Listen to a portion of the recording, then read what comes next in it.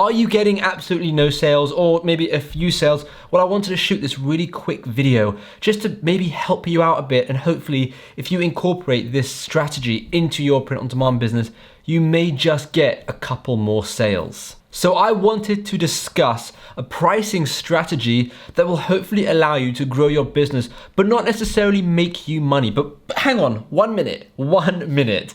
I know you're thinking, well, you want to make money, and I agree.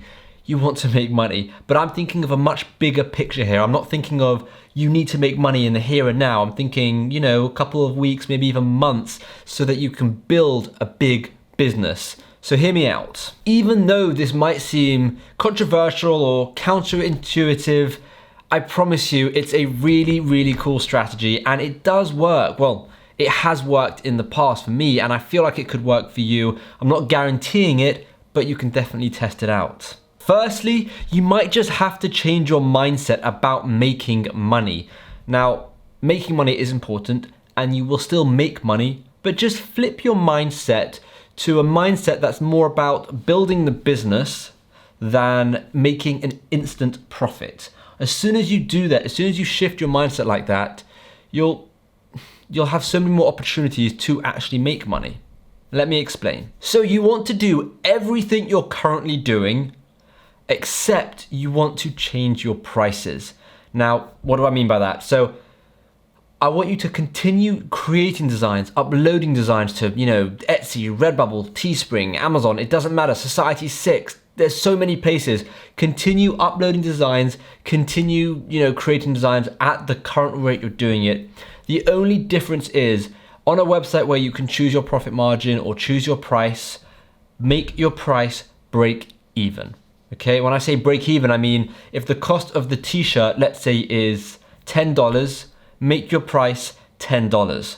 Now, why on earth would you do this? Well, here's my reasoning.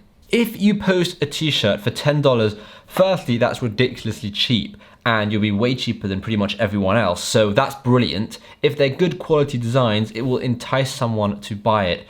So why would you want to do it though if you're not gonna make any money? Well, here's my thinking, right?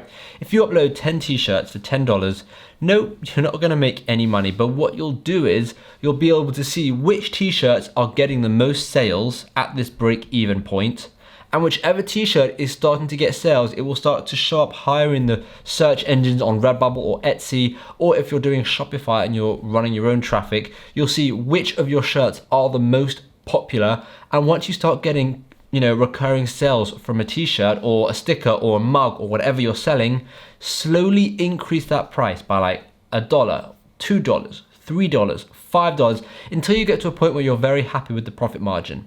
Now, the reason I say this break-even method is because of two reasons. One, if you are on a website where they rank for you, like Redbubble, and it's based on a lot of factors, if you do this, you'll be the cheapest and you'll be the most, people will look at you and you'll stand out the most because they'll be like, whoa, why are they $5 or $6 cheaper than everyone else? This doesn't make any sense. So they'll click on you and hopefully you'll end up getting that sale. Now, I know down the line, if you increase your price, you lose that factor of people being like, oh, they're the cheapest. However, the difference is because you're higher up at that point, you've got reviews at that point, you've got more sales at that point, it's easier to get sales. And it's a weird concept, this, as soon as you start getting sales, it's much easier to get more sales. The hardest thing is getting that first sale. So on Redbubble, where you can choose the percentage you want to increase it by or the amount you want to increase it by, I put 0 in when I first started. Just put 0 in, right? And see what happens, right? Just see what happens.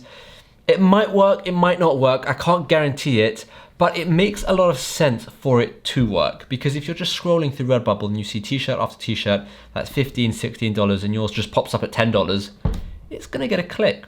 Right, now I wanna take this a step further. If you have a bit of a budget to start this print-on-demand business or to ramp up this print-on-demand business, right, let's say it's $300 or $500, what you could do is if you had a Shopify store or an Etsy store, you could, again, make t-shirts, break even prices, and then spend money on Facebook ads, right? Send Facebook ads traffic to Shopify or to Etsy, run a whole bunch of traffic, and by doing this, you'll be able to see which ads are performing the best and which t-shirts are performing the best, which t-shirts are getting the most sales, And if you're on Shopify, you'll be able to start getting reviews.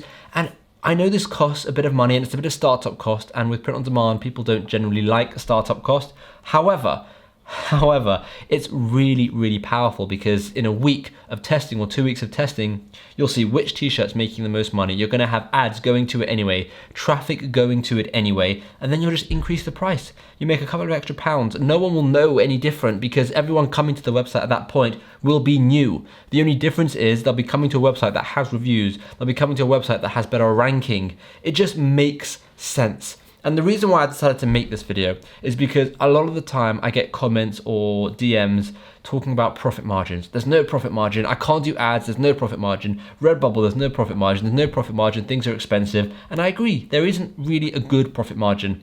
But what I'm saying is I'm trying to change the way people think about starting a print-on-demand business in the sense that forget profit margin, forget profit.